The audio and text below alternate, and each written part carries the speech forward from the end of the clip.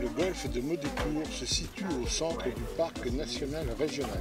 Il est à noter que le Vexin français, protégé par la loi de 1930 relative aux sites pittoresques, en fut le premier ensemble paysager. Dans un cadre vallonné, boisé, avec quelques obstacles d'eau et sans bunker, le parcours reste agréable et peu impressionnant. C'est un 18 trous par 72 sur 5247 mètres pour un slope de 118 sur le départ Jaune.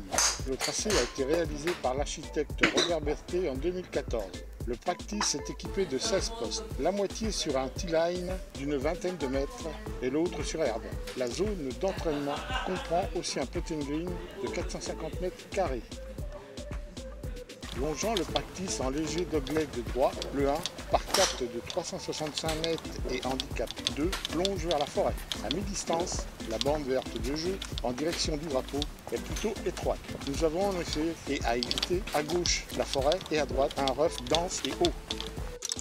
Plus loin, le 4, premier par 5 de 408 mètres et handicap 6, est bordé, à droite comme à gauche, par la forêt. Après un long premier coup, nous longeons une zone à pénalité à notre gauche.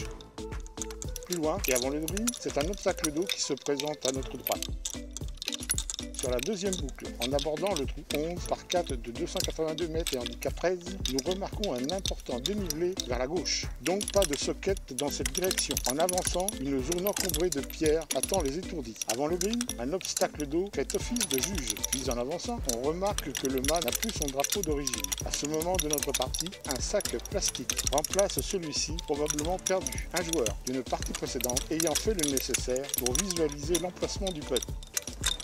Sur cette petite commune du Val d'Oise, d'environ 300 habitants, se trouve aussi un monument historique, le château de Maudecour. Cette demeure, édifiée au début du XVIIIe siècle, avec son jardin, dessiné par le nôtre, s'étend sur plus de 10 hectares.